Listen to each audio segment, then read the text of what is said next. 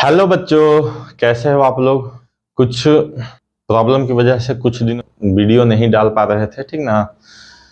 अब कंटिन्यू आपको वीडियो मिलेगा चैप्टर वाइज, टॉपिक वाइज, ठीक है।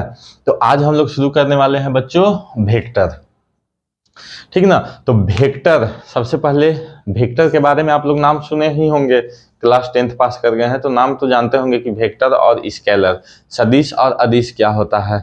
तो इतना तो जानते होंगे कि स्केलर में केवल मैग्नीट्यूड होता है, वेक्टर में स्केलर मतलब वेक्टर में मैग्नीट्यूड और डायरेक्शन दोनों होता है, ठीक है। लेकिन अब कुछ नया जानेंगे। तो सबसे पहले स्टार्ट करते हैं नीड ऑफ वेक्टर। वेक्टर का जरूरत क्यों पड़ा बच्चों, नीड ऑफ वेक्टर क्यों जरूरत पड़ा। जैसे कि पिछला क्लास में हमने फिजिकल क्वांटिटी आपको बताया था। तो फिजिकल क्वांटिटी बराबर क्या होता है बच्चों, एन यू। एन मतलब न्यूमेरिकल वैल्यू होता था, याद आ रहा है बच्चों। एन मतलब न्यूमेरिकल वैल्यू और यू मतलब उसका यूनिट जो भी होगा, ठीक ना। तो क्या ये सही बताए थे आप लोग को, ठीक है।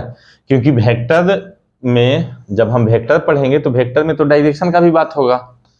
अब न्यूमेरिकल वैल्यू और यूनिट में कहीं भी आपको डायरेक्शन दिख रहा है, मतलब कि पिछला चैप्टर में हमने जो बताया आपको कि फिजिकल क्वांटिटी एनयू से रिप्रेजेंट करते हैं, इसमें लग रहा है कि कंप्लीटली सही है ये इसमें कुछ जोड़ने का जरूरत है, ठीक है। तो इसमें जोड़ने का जरूरत है बच्चों, कंप्लीटली परफेक्ट नहीं है ये। इसमें डायरेक्शन जोड़ेंगे वेक्टर बनाने के लिए। अभी तक हमने जो पढ़ा फिजिकल क्वांटिटी, उसमें देखिए जैसे कि आपको सब्जी खरीदना है, सब्जी खरीदने तो हर कोई जाते होंगे, हर किसी के घर से जाते होंगे। तो देखिए सपोज आलू लेना है हमको 2 किलो, ठीक ना। तो आलू अगर लेना है 2 किलो तो 2 किलो आलू ले लेना। हम बस इतना बोल दिए, कंप्लीटली डिस्क्राइब हो गया कि नहीं, कि 2 किलो आलू लेना है बस। या हम बोलेंगे कि 2 किलो आलू ईस्ट डायरेक्शन का लेना है या वेस्ट डायरेक्शन का लेना है, ऐसे तो कोई नहीं बोलता, ठीक ना। मतलब मास जो है वो क्या हो गया, स्केलर क्वांटिटी हो गया। मतलब किसी भी चीज को अगर वजन करने वाला चीज है, उसको अगर हम खरीदना चाह रहे हैं तो डायरेक्ट अगर बोलेंगे 2 kg, 5 kg, 10 kg, तो इसको हम डायरेक्ट डिस्क्राइब कर सकते हैं। इसमें डायरेक्शन का हमको जरूरत नहीं है। जैसे बोले 5 किलो चना ले लीजिए, तो 5 किलो चना ले लीजिएगा। इसमें और तो कुछ छूट रहा है नहीं, कुछ बच रहा है नहीं, दिमाग लगाना है नहीं आपको कि हाँ 5 किलो आलू लेना है तो कने लेना है, ऊपरे लेना है, नीचे लेना है। समझ में आ रहा है ना, ठीक है बच्चों। उसी तरह मान लीजिए आपको अगर फीवर हुआ है, आपको मान लीजिए बुखार हो गया, तो बुखार अगर हुआ है तो कोई पूछेगा कि कितना फीवर हुआ है, तो क्या बोलिएगा, 100 डिग्री फ़ारेनहाइट, ठीक है। सपोज कितना बोले आप, 100 डिग्री फ़ारेनहाइट, ठीक ना। तो 100 डिग्री फ़ारेनहाइट बोलिएगा कि बुखार है, तो कोई आपसे ऐसा क्वेश्चन पूछेगा कि हाँ बुखार किधर है बॉडी में, लेफ्ट में है, राइट में है, ऊपर है, नीचे है, हाथ में है, पैर में है, इस तरह का क्वेश्चन तो नहीं पूछ सकता है कोई, ठीक ना। तो कहने का मतलब क्या है कि ये सब जो फिजिकल क्वांटिटी है इसको डायरेक्टली हम केवल मैग्नीट्यूड से डिनोट कर सकते हैं बच्चों। लेकिन अगर हम बात करें किसी जगह को, जैसे मान लीजिए कि आप सब्जी खरीदने गए, ठीक है, सब्जी खरीदने गए कोई चौक पे, ये चौक है हमारा, ठीक ना। सब्जी खरीदने गए चौक पे, अब इधर से मान लीजिए 4, 5, 6 रास्ता किधर किधर जा रहा है, ठीक है। अब आप चले गए इधर, ठीक ना। तो सब्जी खरीदे, अब वहां पे कोई पसंद आ गई, ठीक है, वहां पे कोई, यहाँ पे कोई पसंद आ गई। मान लीजिए उसका नाम क्या है, प्रिया, ठीक है। क्या नाम है बच्चों, प्रिया। तो आपको चौक पे प्रिया पसंद आ गई। अब आप उसका घर जानते नहीं हैं, ठीक ना। और उसका घर इसी चौक में जो 6 रोड गया है, इसी में से किसी रोड में है। अब इसको पता करना है तो क्या करेगा, पीछा करने का मान लीजिए उस समय टाइम नहीं मिला, तो क्या करेगा, किसी दोस्त को बताएगा कि देख ना वहां पे देखे थे प्रिया को, ठीक ना, हमको उससे बात करने का मन कर रहा, बात करा देनी या जुगाड़ कर देना नंबर। अब आपका दोस्त गया नंबर जुगाड़ करने, ठीक है। नंबर जुगाड़ करने गया। अब उसको क्या हुआ कि फिर आपने उसको शाम में या एक दिन बाद कॉल किया कि नंबर जुगाड़ किया रे, एड्रेस पता किया कहाँ है, तो बोला कि हाँ एड्रेस तो पता कर लिया है।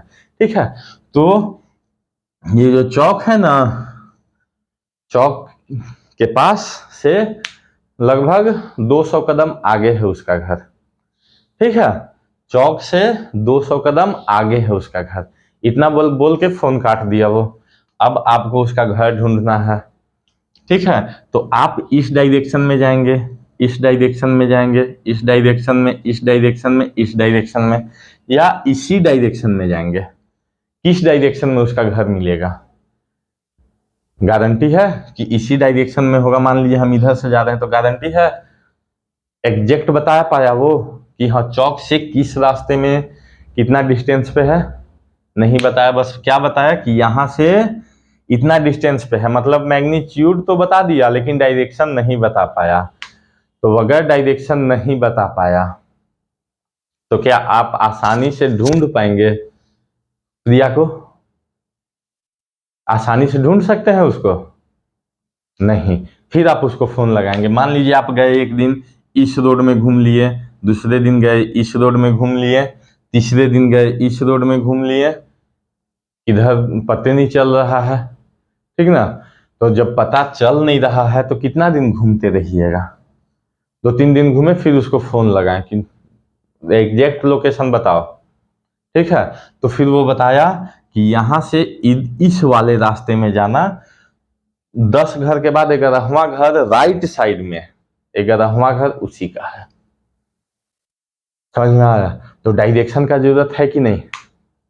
सपोज दूसरा एग्जांपल लेते हैं। मान लीजिए आपको पापा बोले कि जाओ बेटा 2 किलो टमाटर ले आओ। आप गए, टमाटर लेके आ गए। ठीक है, अब 2 किलो टमाटर में आधा किलो टमाटर सड़ा हुआ निकल गया। ठीक है, और आपके पापा जब भी लाते थे तो एकदम फ्रेश टमाटर लाते थे। ठीक है, तो वो फ्रेश टमाटर लाते थे, लेकिन आप गए तो सड़ा हुआ टमाटर लेके आ गए 25%। ठीक ना, तो घर में जो होगा वो तो होगा ही। नेक्स्ट टाइम से अगर आपको लाने के लिए बोला जाएगा तो देखिएगा कि पापा आपके जहां से सब्जी खरीदते हैं बोल देंगे कि हाँ यहाँ से जाना उस चौक पे, वहां से राइट साइड लेना, तीसरा नंबर जो दुकान है उसी में से लेना। ठीक है, समझ में आया बच्चों? तो तीसरा नंबर जो दुकान है राइट साइड लेना, ये क्या हुआ? डायरेक्शन हो गया। मतलब बहुत सारे जगह पे, जैसे मिठाई अगर लेना है तो हर एरिया में 1-2 दुकान ही मिठाई का फेमस होता है। ठीक है, तो किसी नए आदमी को अगर बताना होगा तो बोलिएगा ना कि चौक से इस साइड मुड़ जाइएगा, इतना आगे मिलेगा। ठीक है, तो कुछ कुछ चीज आप विदाउट डायरेक्शन के डिस्क्राइब कर ही नहीं सकते हैं, और कुछ कुछ चीज को डिस्क्राइब करने के लिए डायरेक्शन का जरूरत पड़ेगा ही नहीं। समझे बच्चों? तो अगर डायरेक्शन का जरूरत नहीं पड़ रहा है,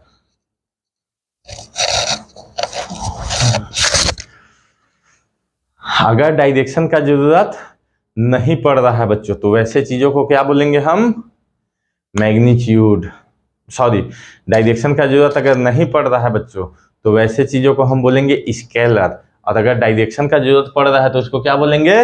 वेक्टर। ठीक है, तो फिजिकल क्वांटिटी जो हम अभी तक यूज कर रहे थे फॉर्मूला एन और यू, न्यूमेरिकल वैल्यू और यूनिट, क्या वो कंप्लीटली किसी फिजिकल क्वांटिटी को डिनोट कर रहा है? नहीं कर रहा है बच्चों। समझे ना?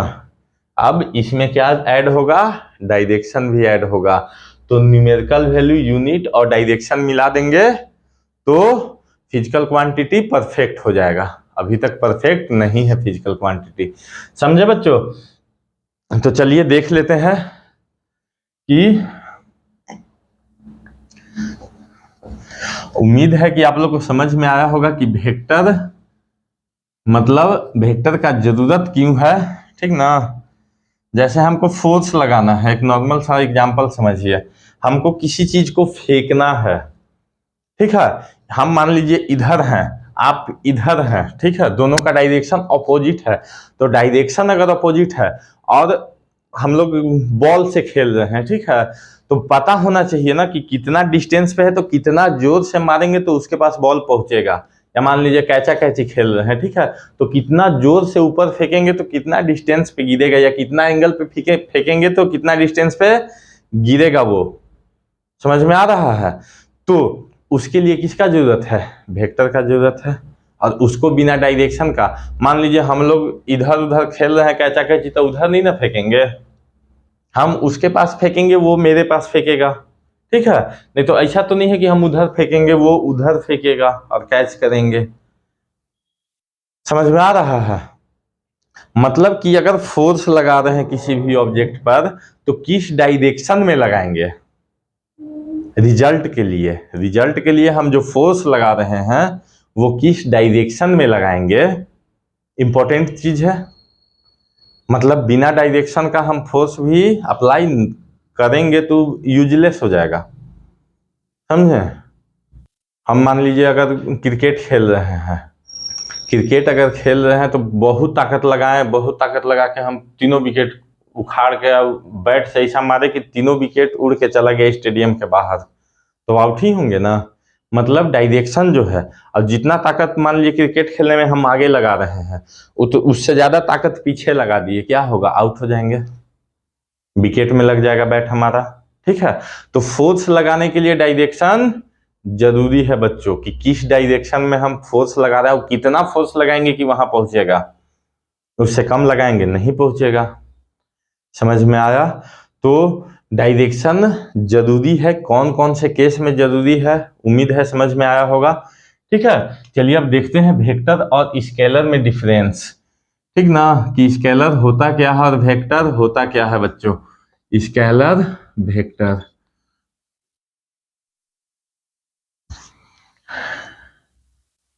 स्केलर देखिए बच्चों, it has magnitude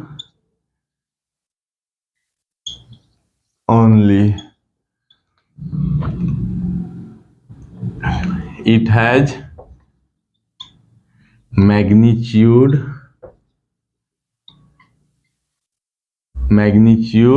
as well as direction, ठीक है बच्चों। मतलब कहने का क्या है कि स्केलर में केवल मैग्नीट्यूड होता है और वेक्टर में मैग्नीट्यूड और डायरेक्शन दोनों होता है, समझे। जैसे कि मान लीजिए आपको बोला गया 5 किलो सेब लेना है, 5 किलो सेब लेना है, तो इसके लिए कोई डायरेक्शन बताएगा कि सेब किस डायरेक्शन में लेना है, नहीं बताएगा। तो इसको हम डायरेक्टली जो है स्केलर को उसके मैग्नीट्यूड से डिफाइन कर सकते हैं, लेकिन वेक्टर को हम केवल मैग्नीट्यूड से डिफाइन नहीं कर सकते हैं। जैसे आप ही का कोई दोस्त पूछ देगा कि तुम्हारा घर किधर है बताओ, ठीक है, तो बता दीजिएगा कि हाँ दड़मा चौक आना, दड़मा चौक से श्री राम पथ आना, ठीक है, श्री राम पथ आके कहाँ जाना है, मान लीजिए श्री राम पथ वाला गली में जाना है, तो श्री राम पथ में बहुत सारा गली है, तो बताना पड़ेगा कि हाँ पहला गली, या पहला गली छोड़ के 10 घर आगे बढ़ना, फिर लेफ्ट या राइट में गली गया है, ठीक है। इस तरह डायरेक्शन का यूज तो करेंगे ना बच्चों, ठीक है, तो उसको क्या बोलेंगे, वेक्टर। अब क्या केवल मैग्नीट्यूड और डायरेक्शन, केवल मैग्नीट्यूड और डायरेक्शन से ही डिसाइड हो जाएगा कि हाँ ये वेक्टर है। हाँ, आप लोग सबसे अच्छा एग्जाम्पल सुने होंगे इलेक्ट्रिक करंट का, ठीक है। इलेक्ट्रिक करंट में मान लीजिए यहाँ से 5 एम्पियर का करंट जा रहा है, यहाँ से 3 एम्पियर का करंट जा रहा है, तो यहाँ से कितना एम्पियर करंट निकलेगा बच्चों, 8 एम्पियर निकलेगा, ठीक है। 2 गो तार लिए हैं, एक से 5 एम्पियर का करंट जा रहा है, एक से 3 एम्पियर का, तो आगे वाला जो तार कनेक्ट करके हम सिंगल वायर निकालेंगे उससे 8 एम्पियर का करंट फ्लो करेगा ना। हाँ, लेकिन ये वेक्टर क्वांटिटी नहीं होता है, देखिए इसमें डायरेक्शन भी है, मैग्नीट्यूड भी है, 5 एम्पियर है, किस डायरेक्शन में जा रहा है, तो इस डायरेक्शन में जा रहा है, लेकिन ये वेक्टर क्वांटिटी नहीं होता है बच्चों, समझे। उसी तरह प्रेशर का भी नाम सुने होंगे, फोर्स अपॉन एरिया। प्रेशर क्या होता है, फोर्स अपॉन एरिया, कितना एरिया पे कितना फोर्स लगा रहे हैं, यही तो प्रेशर होता है ना, ठीक है, तो उसका भी डायरेक्शन फिक्स है, लेकिन वो भी, ये क्या है बच्चों, करेंट, करेंट हो गया, प्रेशर हो गया, ठीक ना। तो ये सब क्या होता है बच्चों, वेक्टर नहीं होता है। ठीक है, क्या होता है बच्चों, वेक्टर नहीं होता है। मैग्नीट्यूड और डायरेक्शन दोनों होने के बावजूद वेक्टर नहीं होता है। तो वेक्टर नहीं होता है तो होता क्या है फिर, स्केलर में तो केवल मैग्नीट्यूड होना चाहिए, स्केलर में तो डायरेक्शन होना नहीं चाहिए। और मैग्नीट्यूड और डायरेक्शन दोनों होता है तो उसको क्या बोलते हैं हम लोग, वेक्टर बोलते हैं। लेकिन ये कंप्लीट डिफिनीशन नहीं है बच्चों। इसके साथ आपको ये भी जोड़ना होगा, it has magnitude as well as direction and it obey the law of vector addition, vector addition. इसका मतलब क्या हुआ, लॉ ऑफ वेक्टर एडिशन। तो यहां देखिए, जैसे 5 किलो चीनी लिए और 5 किलो आटा लिए, राशन ले रहे हैं घर ला, 10 किलो चावल ले लिए, ठीक ना। 5 किलो चीनी लिए, 5 किलो आटा लिए, 10 किलो चावल लिए। तो अगर पूछेगा कोई कि कितना सामान है, कितना वजन हो गया है, तो डायरेक्ट हम बोल सकते हैं ना 20 kg, 20 किलो वजन हो गया हमारे सामान का, ठीक है। लेकिन वेक्टर में ऐसा नहीं बोल सकते हैं बच्चों, ठीक है। तो देखिए अभी यहाँ करेंट और प्रेशर समझ लीजिए। करेंट जो होता है उसमें मैग्नीट्यूड और डायरेक्शन दोनों होता है, प्रेशर में भी मैग्नीट्यूड और डायरेक्शन दोनों होता है बच्चों, लेकिन वेक्टर नहीं होता है। अब वेक्टर नहीं होता है तो दिमाग में आ रहा होगा कि स्केलर होगा, ठीक है। तो स्केलर भी नहीं होता है, तो उसके लिए एक वर्ड आया है टेंसर, ठीक है। ये आगे हम लोग डिस्कस करेंगे, अभी जान लीजिए क्या बोलते हैं बच्चों, इसको टेंसर बोलते हैं। क्योंकि स्केलर में केवल मैग्नीट्यूड होना चाहिए, डायरेक्शन नहीं होना चाहिए स्केलर में, और इसमें डायरेक्शन है, समझे। तो ये किस तरह का क्वांटिटी हो गया बच्चों, टेंसर क्वांटिटी हो गया, ठीक है। न स्केलर है ना वेक्टर है, इस तरह के जिसमें मैग्नीट्यूड और डायरेक्शन दोनों हो, ठीक है, फिर भी वेक्टर ना हो, मैग्नीट्यूड और डायरेक्शन होने के बावजूद वेक्टर ना हो, तो उसको बोलते हैं टेंसर, समझे बच्चों। अब आते हैं law of vector addition, law of vector addition. तो लॉ ऑफ वेक्टर एडिशन जो होता है बच्चों, वो एंगल पे डिपेंड करता है। किस पे डिपेंड होगा बच्चों, एंगल पे, ठीक ना। जैसे मान लीजिए कि प्रिया यहां से निकली, ठीक है, प्रिया यहां से निकली, 3 किलोमीटर गई, ठीक है, यहां से यहां, फिर यहां से यहां गई, सेम डायरेक्शन में गई, पहले 3 किलोमीटर गई, फिर 4 किलोमीटर चली गई, ठीक ना। तो प्रिया का स्टार्टिंग पॉइंट से लास्ट पॉइंट के बीच में डिस्टेंस जो है वो, मतलब डिस्प्लेसमेंट क्या होगा बच्चों, प्रिया का डिस्प्लेसमेंट पूछा जाए अगर, तो क्या बोलिएगा, 3 + 4 = 7 किलोमीटर, ठीक है। उसी तरह अगर प्रिया को देखिए, प्रिया यहां थी, यहां से गई 4 किलोमीटर, कितना गई बच्चों, 4 किलोमीटर गई अपने घर से, फिर वापस आ गई, कितना वापस आई, रिटर्न हो गई, आगे जाने का मूड नहीं किया, ठीक ना। तो 4 किलोमीटर गई ईस्ट डायरेक्शन में, यहां भी ईस्ट डायरेक्शन में ही गई थी, 4 किलोमीटर गई ईस्ट डायरेक्शन में, और 3 किलोमीटर चल गई वेस्ट डायरेक्शन में। तो डिस्प्लेसमेंट क्या हो जाएगा इस कंडीशन में, देखिए, तो 4 + 3 करेंगे क्या, एडिशन ही करेंगे, ठीक है, 4 + 3, लेकिन डायरेक्शन अपोजिट है, डायरेक्शन क्या है, अपोजिट है। तो 4 करना हमको क्या है, 4 + 3, तो यहाँ रिजल्ट क्या मिलेगा, 4 किलोमीटर गई, 3 किलोमीटर वापस आ गई, तो क्या हुआ, 1 किलोमीटर। रिजल्ट क्या मिला बच्चों, 1 किलोमीटर हुआ उसका डिस्प्लेसमेंट, समझ में आया। उसी तरह अगर बोला जाए कि प्रिया यहाँ थी, फिर ईस्ट डायरेक्शन में गई, ईस्ट डायरेक्शन में जाने के बाद नॉर्थ की तरफ चली गई, इधर गई 3 किलोमीटर, इधर गई 4 किलोमीटर, ठीक ना। तो यहां से यहां के बीच का मतलब डिस्प्लेसमेंट प्रिया का कितना होगा? डिस्प्लेसमेंट याद है? 3² + 4², पाइथागोरस थ्योरम तो जान ही रहे होंगे, 5। तो डिस्प्लेसमेंट कितना हो जाएगा बच्चों? 4 + 3 = 5 किलोमीटर। तो देखिए हर केस में वो 3 किलोमीटर और 4 किलोमीटर ही चल रही है, लेकिन एक केस में डिस्प्लेसमेंट हुआ 7 किलोमीटर, एक केस में डिस्प्लेसमेंट हुआ 1 किलोमीटर, और नेक्स्ट केस में डिस्प्लेसमेंट हुआ 5 किलोमीटर। ठीक है, तो अब देखिए 3 + 4 7 किलोमीटर, ये मैक्सिमम वैल्यू हो गया क्योंकि डायरेक्शन सेम है। यहाँ पे डायरेक्शन अपोजिट है तो मिनिमम वैल्यू हो गया। ठीक है, अपोजिट डायरेक्शन में मिनिमम वैल्यू, सेम डायरेक्शन में मैक्सिमम वैल्यू। उसके बाद अब जितना भी वैल्यू मिलेगा 1 और 7 के बीच का ही मिलेगा, चाहे आप कितना भी एंगल कर दीजिए। ठीक ना। तो देखिए प्रिया हर केस में 3 kilometre 4 kilometre 3 kilometre 4 kilometre 3 kilometre 4 kilometre ही वॉक कर रही है। ठीक है, हर केस में तो इतना ही वॉक कर रही है ना, लेकिन हर केस में रिजल्टेंट क्या हो रहा है? चेंज हो जा रहा है। किसी में 7 किलोमीटर, किसी में 1 किलोमीटर, किसी में 5 किलोमीटर। समझे? तो अगर वेक्टर एडिशन के लॉ को फॉलो करेगा तो वेक्टर है, मतलब मैग्नीट्यूड और डायरेक्शन के साथ वेक्टर एडिशन के लॉ को भी फॉलो करना होगा उसको, तभी उसको वेक्टर बोलेंगे। अगर एडिशन के लॉ को फॉलो नहीं करेगा तो उसको वेक्टर नहीं बोलेंगे। और इसमें क्या है? इसमें डायरेक्ट हम ऐड कर सकते हैं स्केलर में। समझ में आया बच्चों? चलिए फिर आगे देखते हैं।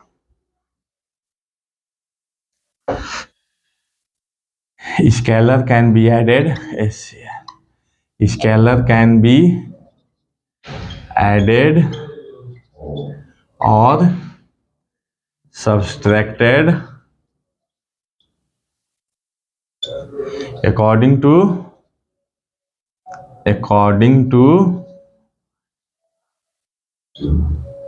rules of algebra,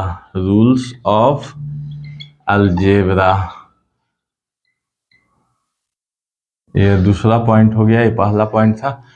मतलब स्केलर को जोड़ने और घटाने के लिए अलजेब्रा के रूल्स को फॉलो करना होगा। जैसे 2 3 5, 5 2 7, 2 9, 9 2 11, 11 में से 4 गया तो 7, मतलब 11 - 4 = 7। समझ में आया? तो इसको हम डायरेक्ट सॉल्व कर सकते हैं। वेक्टर को कर सकते हैं? नहीं कर सकते हैं ना बच्चों। कैसे कर दीजिएगा? गड़बड़ा न जाएगा मामला। हाँ, समझ रहे हैं ना? तो लिखिए it can be added, it can be added और subtracted by using graphical method,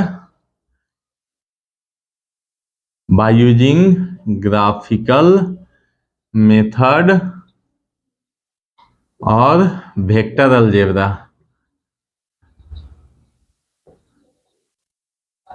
जैसे इसको ऐड करने के लिए नियम होता है triangle law of addition, polygon law of addition, सुने हैं ना?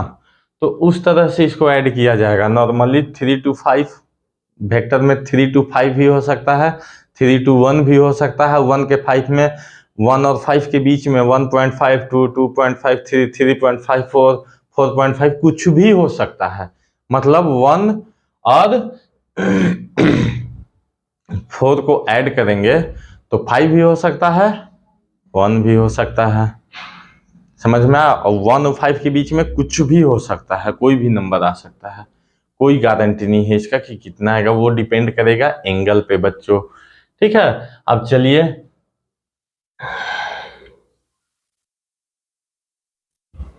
एग्जाम्पल देख लेते हैं बच्चों।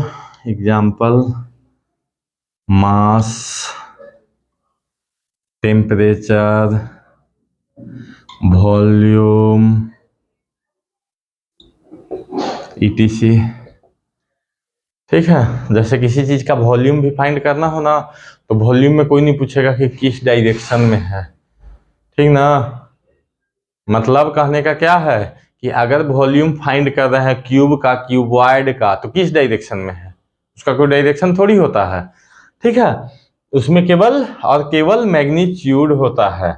उसी तरह इसका क्या हो जाएगा एग्जाम्पल, डिस्प्लेसमेंट और वेलोसिटी, एक्सेलरेशन, फोर्स, ईटीसी, ठीक है। जैसे कि मान लीजिए फोर्स लगा रहे हैं हम, डिस्प्लेसमेंट तो समझ ही गए होंगे, वेलोसिटी जान ही रहे होंगे, एक्सेलरेशन जान ही रहे होंगे, क्लास 10 तक इतना तो जान ही रहे होंगे। फोर्स अगर हमको लगाना है किसी भी ऑब्जेक्ट पे, ठीक है, किसी भी ऑब्जेक्ट पे क्या करना है, फोर्स लगाना है बच्चों। तो फोर्स लगाएंगे तो उसका एक डायरेक्शन फिक्स होगा कि नहीं। मान लीजिए इसको हमको ढकोल के यहाँ ले जाना है, इसको ढकोल के यहाँ ले जाना है, तो फोर्स का डायरेक्शन हमारा यही होगा ना कि फोर्स का डायरेक्शन इधर रखेंगे। ऑफ कोर्स फोर्स का डायरेक्शन हमारा यही रहेगा, इधर का फोर्स लगाएंगे तभी तो यहाँ जाएगा ना। समझ में आया? तो चलिए अब आगे देखते हैं रिप्रेजेंटेशन ऑफ वेक्टर। बच्चों क्या देखेंगे बच्चों, रिप्रेजेंटेशन ऑफ वेक्टर। रिप्रेजेंटेशन, ठीक है, रिप्रेजेंट कैसे करते हैं वेक्टर को, तो देखिए ऐसे रिप्रेजेंट करते हैं। इसको बोलते हैं हेड, हेड मतलब कपार, माथा। इसको बोलते हैं पीछे वाला पोर्शन को टेल, मतलब पोंछ। तो इसका पोंछ जो है ना, मतलब टेल जो है ना, ये क्या बताएगा बच्चों, मैग्नीट्यूड बताएगा। जैसे मान लीजिए इसका नाम है ए, ठीक है, तो वेक्टर ए को रिप्रेजेंट कैसे करेंगे, ए के ऊपर लाइन, ऐसा, ठीक है। अब इसका टेल जो है क्या बताएगा बच्चों, मैग्नीट्यूड बताएगा। तो मैग्नीट्यूड के लिए क्या करेंगे, इसको मॉड के अंदर कर देंगे, हो गया मैग्नीट्यूड। समझ में आया? इसको क्या करेंगे मैग्नीट्यूड के लिए, मतलब वेक्टर ए को लिख के अगर ऐसे हम कर दिए तो क्या बताएगा, वो केवल मैग्नीट्यूड बताएगा, वेक्टर का डायरेक्शन नहीं बताएगा। या फिर ऐसे अगर हम नॉर्मली लिख दिए ए, उसके ऊपर एरो नहीं लगाए, तो क्या बताएगा, वो केवल और केवल डायरेक्शन, सॉरी मैग्नीट्यूड बताएगा बच्चों, डायरेक्शन नहीं बताएगा। डायरेक्शन अगर जानना है तो डायरेक्शन के फॉर्म में लिखना है तो कंप्लीटली लिखना होगा ऐसे, वेक्टर ए, ठीक है। तो आगे हेड जो है वो क्या बता रहा है बच्चों, डायरेक्शन बता रहा है, और पीछे टेल जो है पूंछ है इसका, वो क्या बता रहा है, मैग्नीट्यूड बता रहा है वेक्टर का। समझे?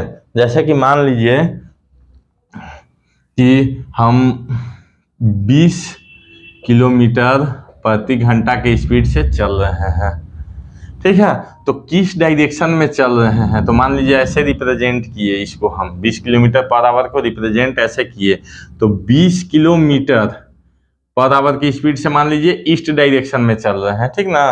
तो 20 किलोमीटर पर आवर में 20 जो है मैग्नीट्यूड, ठीक है, 20 जो है वो क्या बताएगा, 20 जो है वो ये वाला लाइन बताएगा, ठीक है।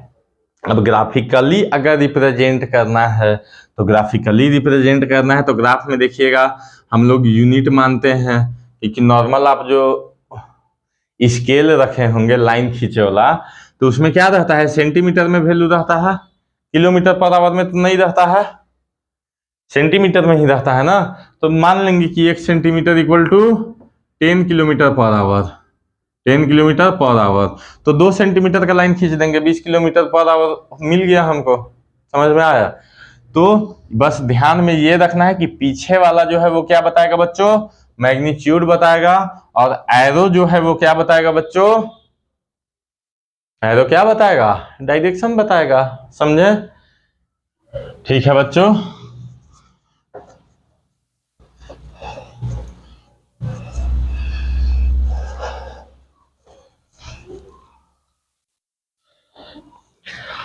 अब देखते हैं बच्चों types of vector. Types of vector,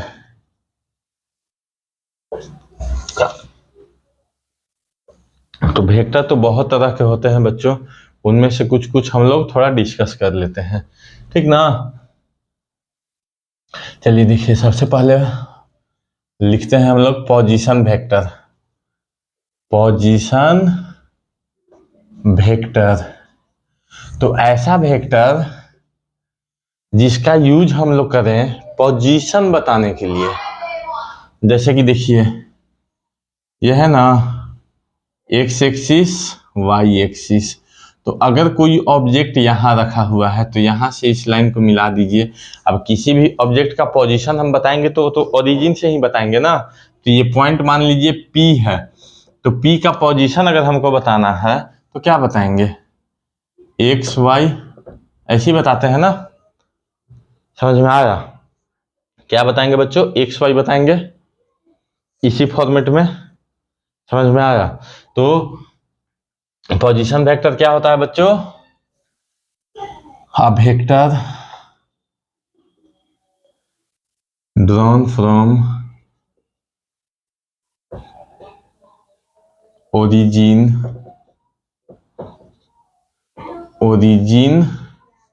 O to the position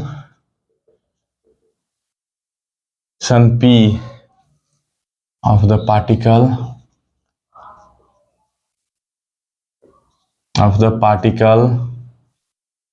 at any time in a plane is called position vector।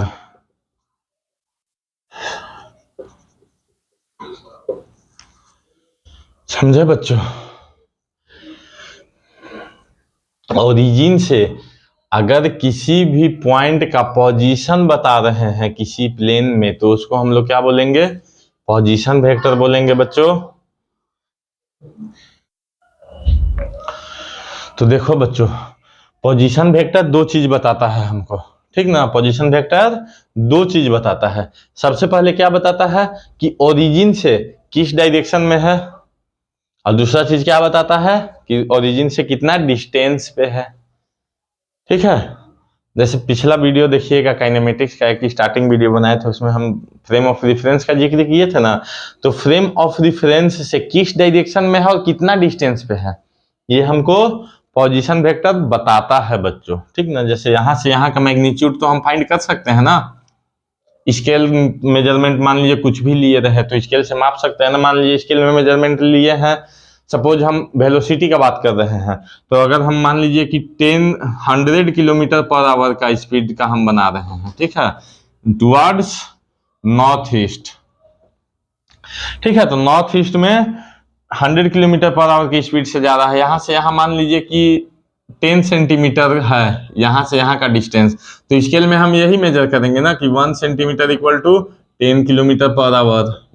10 kilometre per hour का वैल्यू कितना लेंगे, 1 सेंटीमीटर। अब 10 सेंटीमीटर है तो 100 किलोमीटर पर आवर मिल गया हमको। किस डायरेक्शन में है, तो नॉर्थ ईस्ट डायरेक्शन में है। समझे? पोजीशन वेक्टर से हमको क्या क्या पता चलता है, पोजीशन वेक्टर क्या होता है, समझ में आ गया होगा। अब नेक्स्ट देखते हैं डिस्प्लेसमेंट वेक्टर बच्चों। नेक्स्ट क्या देखेंगे, डिस्प्लेसमेंट वेक्टर।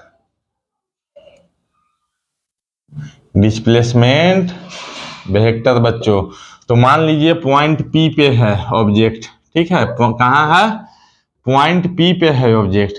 P से चलते चलते Q पे आ गया, P से चलते चलते Q पे आ गया, ठीक है। तो डिस्प्लेसमेंट कितना डिस्प्लेस किया, P से Q। तो डिस्प्लेसमेंट को हम कैसे बता सकते हैं, OQ माइनस OP, मतलब vector OP minus vector OQ minus vector OP, ऐसे ही तो बताएंगे ना। तो इसको कैसे डिफाइन कर सकते हैं बच्चों, a vector drawn from initial position P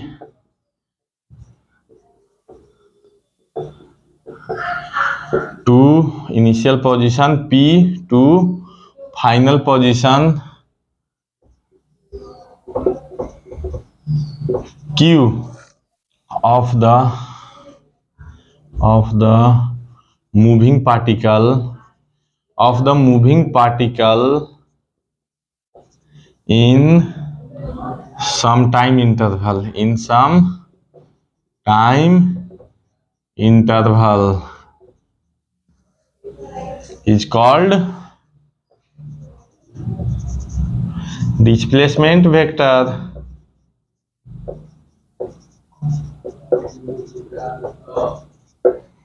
समझे बच्चों? इनिशियल पोजीशन से फाइनल पोजीशन P से Q तक पहुंचा तो जो वेक्टर बनाएंगे उसको हम लोग, मतलब PQ जो है वो क्या है? डिस्प्लेसमेंट वेक्टर है। PQ जो है वो क्या है बच्चों? डिस्प्लेसमेंट वेक्टर है। तो PQ इक्वल टू हम क्या बोलेंगे?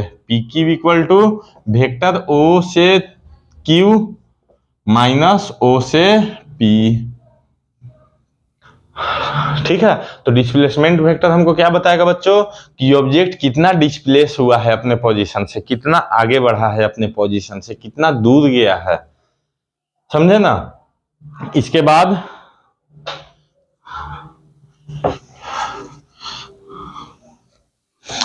बाद आ जाते हैं बच्चों को इनिशियल वेक्टर।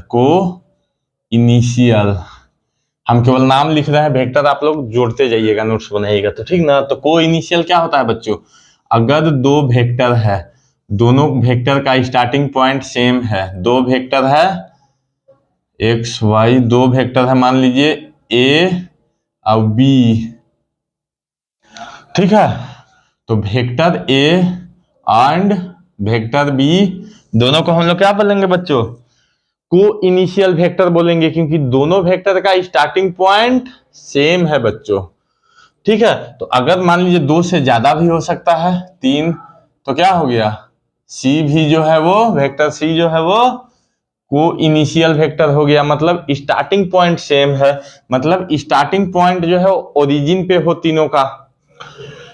और ऐसा जरूरी नहीं है कि ओरिजिन पे ही हो हमेशा, ठीक है। लेकिन स्टार्टिंग पॉइंट जितना भी वेक्टर है, एक हो, दो, मतलब दो हो मिनिमम, 2 3 4 5, अगर इनिशियल पॉइंट सबका सेम है तो उसको को इनिशियल वेक्टर बोलेंगे बच्चों।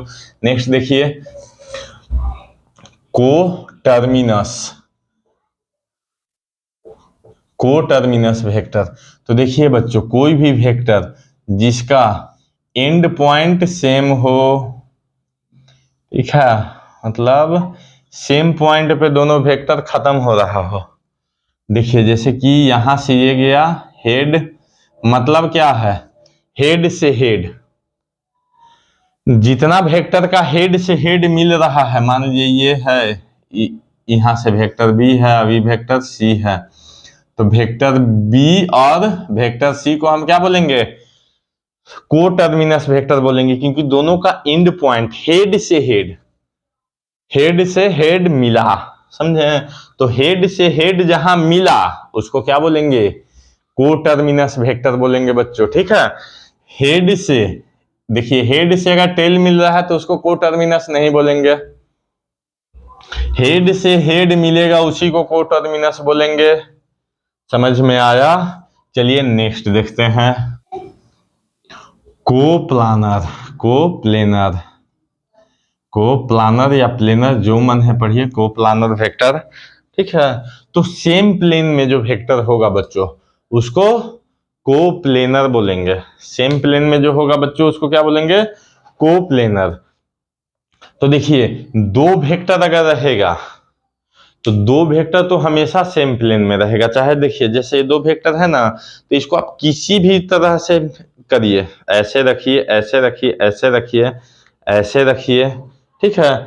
जैसे मान लीजिए हम ये बुक अगर ले रहे हैं तो देखिए हम किसी भी डायरेक्शन में इसको घुमाएं, ठीक है, किसी भी डायरेक्शन में घुमाएं, किधर भी घुमा दे तो क्या हो रहा है? सेम प्लेन में आ रहा है ना। लेकिन अगर तीन गो रहेगा, लेकिन अगर तीन गो वेक्टर रहेगा बच्चों, तो देखिए अगर इस तरीका से हम करते हैं, इस तरीका से अगर सुता के रखे हैं, चाहे इसे रखे हैं, ठीक ना, तो इसको तो बोल सकते हैं कि हम सेम प्लेन में है। लेकिन अगर इस तरीका से है, इस तरीका से है।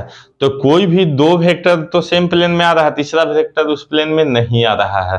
ठीक है, जैसे इसको भी अगर रख सकते हैं तो दो ही वेक्टर आया, ऐसे रखे तो भी दो गो आएगा, ऐसे रखेंगे तब वो दुइये गो आएगा, दो दो वेक्टर ही को प्लेन आ रहा है ना। मतलब कहने का क्या है कि दो वेक्टर अगर है तो वो तो सेम प्लेन में रहेगा, लेकिन अगर तीन वेक्टर हो गया तो जरूरी नहीं है, मतलब दो से ज्यादा अगर हो गया तो जरूरी नहीं है कि वो सेम प्लेन में रहेगा बच्चों, समझे। तो इसको क्या बोलेंगे बच्चों, vectors having in same plane, मतलब सेम प्लेन में जो वेक्टर होगा उसको कोप्लेनर बोलेंगे। ठीक है, और अगर सेम प्लेन में नहीं होगा बच्चों तो उसको कोप्लेनर वेक्टर नहीं बोलेंगे। और दो वेक्टर अगर है तो वो हमेशा सेम प्लेन में रहेगा, और दो से ज्यादा वेक्टर अगर हो गया, 3 4, तो वो सेम प्लेन में हो भी सकता है और नहीं भी हो सकता है।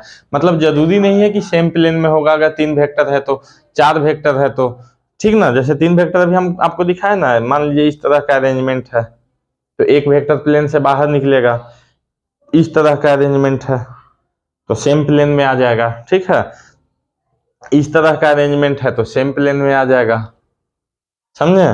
तो अगर दो से ज्यादा वेक्टर है तो सेम प्लेन में भी हो सकता है और सेम प्लेन में नहीं भी हो सकता है, दो वेक्टर रहेगा तो वो हमेशा सेम प्लेन में रहेगा। उसके बाद देखते हैं बच्चों कोलिनियर। कोलिनियर मतलब देखिए, ठीक है, यहां से लाइन खींचिए, एक ही लाइन में अगर दो वेक्टर है ए और बी, एक ही लाइन में अगर दो वेक्टर है तो उसको क्या बोलेंगे बच्चों, कोलिनियर वेक्टर बोलेंगे। एक ही लाइन में दो वेक्टर है ना, एक ही लाइन में दिख रहा है ना। ठीक है, तो एक ही लाइन में अगर दो वेक्टर रहेगा तो उसको क्या बोलेंगे, linear vector, sorry collinear vector. ठीक है, उसी तरह पैरेलल वेक्टर, पैरेलल वेक्टर क्या होगा, सेम डायरेक्शन में रहे, मैग्नीट्यूड अलग अलग हो सकता है, डायरेक्शन सेम होना चाहिए। ठीक है, डायरेक्शन सेम होना चाहिए और दोनों के बीच का एंगल जो है वो 0 डिग्री होना चाहिए। मतलब डायरेक्शन सेम रहेगा तो एंगल तो 0 डिग्री ही रहेगा, ठीक ना। तो दो अलग अलग वेक्टर होना चाहिए और दोनों के बीच में एंगल जो है वो 0 डिग्री होना चाहिए। मैग्नीट्यूड अलग अलग हो सकता है, मैग्नीट्यूड सेम भी रह सकता है, डिफरेंट भी हो सकता है। तो मैग्नीट्यूड से हमको लेना देना नहीं है पैरेलल वेक्टर के लिए। पैरेलल और नेक्स्ट हो गया एंटी पैरेलल, ठीक ना। तो पैरेलल वेक्टर हो या एंटी पैरेलल वेक्टर हो, ये दोनों के लिए हमको मैग्नीट्यूड से कोई लेना देना नहीं है, इसमें हम केवल एंगल का बात करेंगे। ठीक है, theta equal to 180। Anti parallel में क्या होगा, दोनों वेक्टर एक दूसरे के ऑपोजिट डायरेक्शन में रहेगा, एगो ईस्ट जाएगा तो दूसरा वेस्ट जाएगा, माने एगो पूर्वे भागेगा तो एगो पश्चिमे भागेगा, एगो उत्तरे भागेगा तो एगो दक्षिणे भागेगा, समझे। मतलब एक नॉर्थ में जाएगा तो दूसरा साउथ में जाएगा, ईस्ट में जाएगा तो वेस्ट में जाएगा, डायरेक्शन बिल्कुल ऑपोजिट रहेगा दोनों का। तो थीटा कितना होगा 180 डिग्री, सेम डायरेक्शन रहेगा तो थीटा कितना होगा 0 डिग्री। मैग्नीट्यूड अलग भी रहे कोई फर्क नहीं पड़ना है, समझे बच्चों। इसके बाद देखिए बच्चों fixed vector, fixed vector whose initial point is fixed, whose initial point is fixed, मतलब कोई भी एक ऐसा वेक्टर हो जिसका इनिशियल पॉइंट हमेशा सेम रहे, उसको क्या बोलेंगे बच्चों, फिक्स्ड वेक्टर बोलेंगे। तो अब आगे देखते हैं बच्चों, नेक्स्ट है बच्चों इक्वल वेक्टर। ठीक है, whose magnitude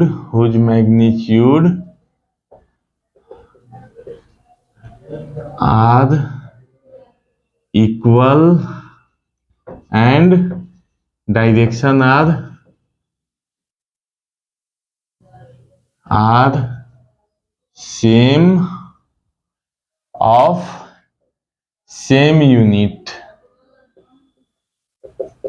ठीक है, तो ऐसा कोई भी दो वेक्टर जिसका मैग्नीट्यूड जो है, मैग्नीट्यूड भी इक्वल होना चाहिए, डायरेक्शन भी सेम होना चाहिए। मैग्नीट्यूड इक्वल होना चाहिए और डायरेक्शन सेम होना चाहिए, उसको क्या बोलेंगे? इक्वल वेक्टर बोलेंगे बच्चों। ठीक है, जैसे मान लीजिए कि हम 10 न्यूटन का फोर्स लगा रहे हैं ईस्ट डायरेक्शन में, और तो नीचे वाला अगर इसके इक्वल वेक्टर है तो भी 10 न्यूटन का फोर्स ईस्ट डायरेक्शन में ही लगाएगा।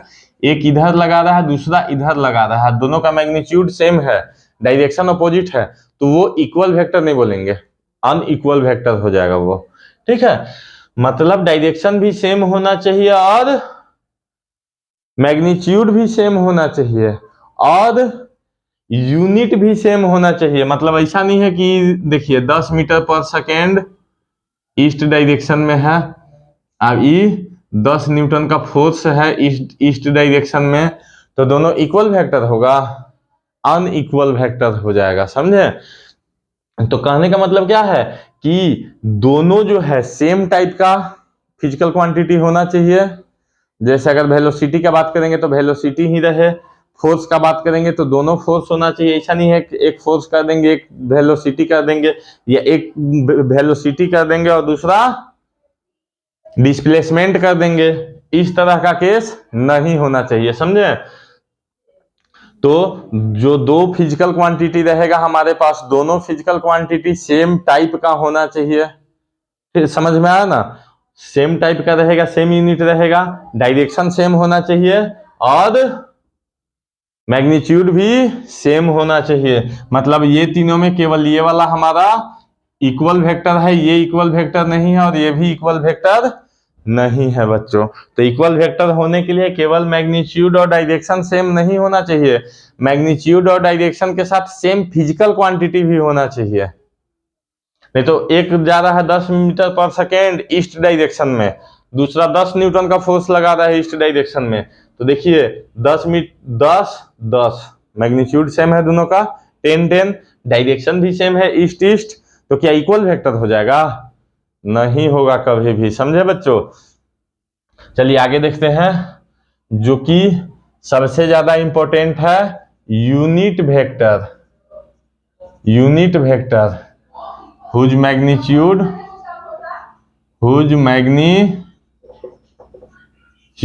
is 1। मतलब ऐसा वेक्टर जिसका किसी भी कंडीशन में मैग्नीट्यूड 1 से ज्यादा नहीं होगा, न 1 से कम होगा। जब होगा मैग्नीट्यूड तो उसका 1 होगा, ठीक ना? तो ऐसा वेक्टर का यूज कहाँ है, पूछ सकते हैं ना, कि जब इसका वैल्यू हमेशा 1 होगा, कुछ इसमें चेंज होना है ही नहीं है, मतलब कुछ चेंज होने जाने वाला नहीं है इक्वल वेक्टर में, समझे बच्चों? जितना भी इक्वल यूनिट वेक्टर है, इक्वल बोल दिए थे सॉरी, जो यूनिट वेक्टर है उसका मैग्नीट्यूड हमेशा 1 होगा। तो मान लीजिए कि ये एक यूनिट वेक्टर है, इसको रिप्रेजेंट करते हैं, रिप्रेजेंटेड बाय ए कैप। पढ़ेंगे क्या इसको? ए कैप पढ़ेंगे, ए के ऊपर ऐसे लगा देना है, इसको क्या पढ़ेंगे? A cap. तो ए कैप अगर एक यूनिट वेक्टर है तो इसको रिप्रेजेंट कर कैसे करेंगे? Vector A by magnitude of vector A. Vector A में उसके मैग्नीट्यूड से डिवाइड कर देंगे तो क्या मिल जाएगा हमको? यूनिट वेक्टर मिल जाएगा। और इसका यूज हमेशा करते हैं केवल हम डायरेक्शन पर्पस में, मतलब अगर किसी भी ऑब्जेक्ट का डायरेक्शन बताना है तो उसके लिए वन एंड ओनली वेक्टर जो है यूनिट वेक्टर है बच्चों, ठीक है? किसी का अगर किसी भी चीज का डायरेक्शन बताना है तो उसके लिए जो वेक्टर है उसको क्या बोलेंगे बच्चों? यूनिट वेक्टर बोलेंगे, ठीक ना? और देखिए चूंकि हम यूनिट वेक्टर में उस वेक्टर को उसके मैग्नीट्यूड से डिवाइड कर रहे हैं, इसलिए इसका न कोई यूनिट होगा ना ही कोई डायमेंशन होगा, समझे बच्चों?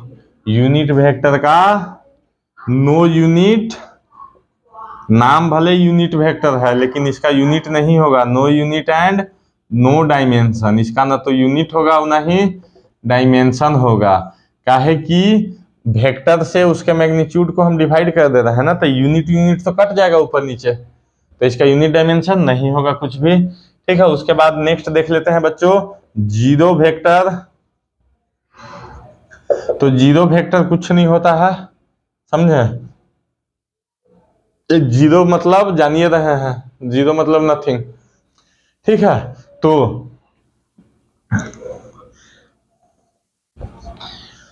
जीरो वेक्टर जो है बच्चों, उसका मैग्नीट्यूड जीरो होगा हमेशा। डायरेक्शन इसका होगा आर्बिट्ररी। डायरेक्शन क्या होगा बच्चों? आर्बिट्ररी। मतलब आर्बिट्ररी मतलब अनुहार, अनठेकान, जिधर मन उधर घूमेगा, समझे? तो इसका जो है यूज क्रॉस प्रोडक्ट में बताएंगे हम, जीरो वेक्टर पढ़ना क्यों जरूरी है। मैग्नीट्यूड तो जीरो होगा, डायरेक्शन आर्बिट्ररी होगा, मन जने मन तने घूमेगा। ठीक है, कोई फिक्स इसका डायरेक्शन नहीं है कि इसी डायरेक्शन में जाएगा, आर्बिट्ररी है, इधर उधर किधर भी जा सकता है, समझे ना? तो देखिए, और एक एग्जांपल ये भी ले सकते हैं कि अगर ओरिजिन पे कोई ऑब्जेक्ट रखा हुआ है, मतलब ओरिजिन पे कोई ऑब्जेक्ट रखा हुआ है, तो उसका पोजीशन वेक्टर क्या हो जाएगा? Zero vector. ओरिजिन पे रखा हुआ है ना, तो पोजीशन वेक्टर उसका क्या हो जाएगा बच्चों? जीरो वेक्टर हो जाएगा। समझ में आया? इसका ज्यादा हम लोग क्रॉस प्रोडक्ट में पढ़ेंगे। अब देखिए, सेम चीज आप लोग जानते होंगे, किसी भी चीज में जीरो से अगर मल्टीप्लाई करेंगे तो रिजल्टेंट क्या मिलेगा? हमको जीरो मिलेगा। तो वेक्टर में भी वही होगा ना, किसी वेक्टर को अगर हम जीरो से मल्टीप्लाई करेंगे तो रिजल्ट क्या मिलेगा? हमको जीरो मिलेगा। किसी वेक्टर में अगर हम जीरो को ऐड करेंगे तो सेम नंबर आ जाएगा। ठीक है, तो ये सब चीज लिखवाने का जरूरत नहीं है, बस ऐसे ही समझ लीजिए। ठीक है बच्चों, तो चलिए अब नेक्स्ट देखते हैं हम लोग।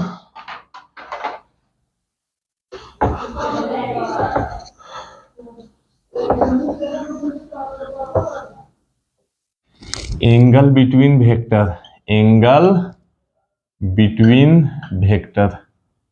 ठीक है, तो एंगल बिटवीन वेक्टर अगर हमको देखना है कि एंगल कौन सा लेना है, दो वेक्टर है मान लीजिए ऐसे, एक वेक्टर है ऐसे।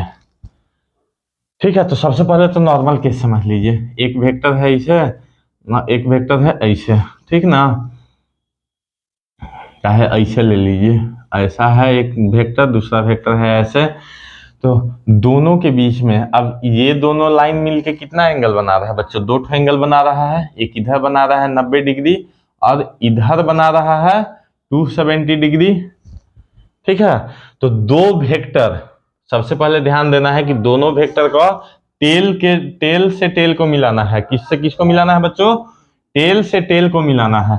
तो टेल से टेल को मिलाने के बाद जो छोटा एंगल बनेगा हम लोग उसी का यूज करेंगे आगे क्वेश्चन सॉल्व करने में। ठीक है, जैसे कि मान लीजिए ये दिया हुआ है ना 110 डिग्री और इधर कितना हो जाएगा? 360 में से 100 गया, 260, 250 डिग्री। ठीक है, तो कौन सा एंगल हम लेंगे? 110 डिग्री लेंगे न्यूमेरिकल सॉल्व करने के लिए। ठीक है, अब मान लीजिए एक वेक्टर ऐसे दिया हुआ है, दूसरा ऐसे दिया हुआ है, तो थोड़ा सा इसको इधर खसकाएंगे और थोड़ा सा इसको नीचे ले आएंगे। ठीक ना? तो क्या हो गया? इस तरह के अरेंजमेंट को बोलते हैं हम लोग पैरेलल शिफ्टिंग। समझे? मतलब कोई भी वेक्टर जो है उसका मान लीजिए कि अगर इस डायरेक्शन में है तो उसको पीछे हम लोग आगे पीछे हम उसको खसका सकते हैं, मतलब आगे बढ़ा के पीछे लाके मैनेज कर सकते हैं। समझे ना? एक और मैनेज करने के लिए मिलाना किसको है? टेल से टेल को मिलाना है। समझे बच्चों? तो चलिए एक दो देख लीजिए। तो मान लीजिए यहां पे है 120 डिग्री। ठीक है, यहां पे है 120 डिग्री, तो इधर कितना हो जाएगा बच्चों? 240 डिग्री। ठीक है।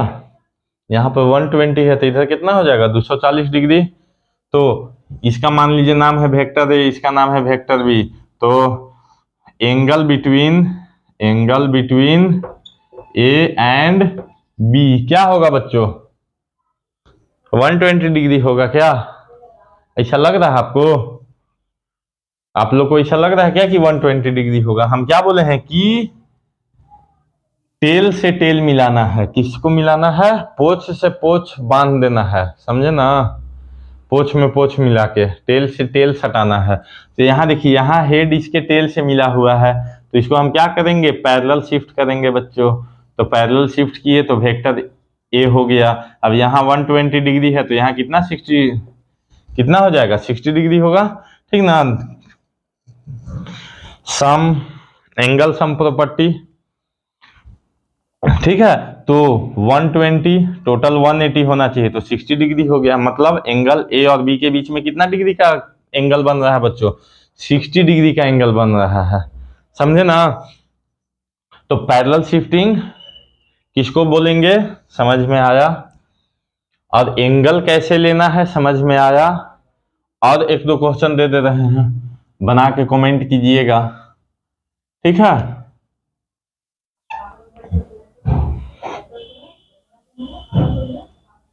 A B, vector A vector B, ठीक है। ये मान लीजिए 30 डिग्री है, तो वेक्टर ए और वेक्टर बी के बीच का एंगल बताना है आपको। नेक्स्ट लिख लीजिए 45 डिग्री, ठीक है। 45 डिग्री एंगल ए और एंगल बी के बीच का एंगल बताना है, ठीक है। ये दोनों क्वेश्चन बता के बना के कमेंट कीजिएगा। और नहीं समझ में आया होगा तो बोलिएगा, और अच्छे से क्लियर कर देंगे कॉन्सेप्ट आप लोग का, ठीक है। उसके बाद चलिए हम लोग देखते हैं डायरेक्शन, ठीक है।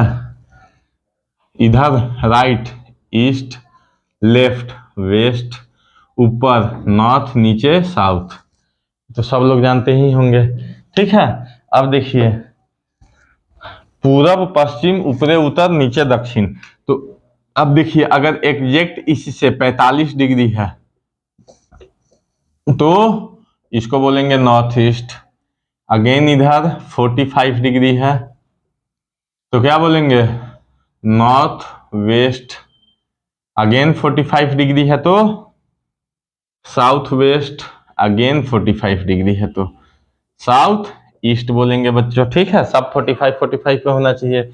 लेकिन अगर एंगल जो है वो 45 से कम हो गया या 45 से ज्यादा हो गया, ये मान लीजिए 30 डिग्री है, ये मान लीजिए 60 डिग्री है, ठीक ना, तब इसको कैसे बोलेंगे? तो इसको बोलेंगे 30 डिग्री को 30 degree from east towards north, ठीक है। 30 degree from east towards north, 60 degree from east towards north, समझ में आया। उसी तरह किसी भी डायरेक्शन में 30 45 मतलब 30 60 या 70 80 कोई भी एंगल का वैल्यू रहे तो उसको ऐसे ही रिप्रेजेंट करना है बच्चों, ठीक है। तो आज का वीडियो कैसा लगा कमेंट करके जरूर बताएं, और मिलते हैं नेक्स्ट वीडियो में जिसमें हम लोग ग्राफिकल मेथड से वेक्टर को सॉल्व करना सीखेंगे बच्चों, ठीक है। चलिए राधे राधे।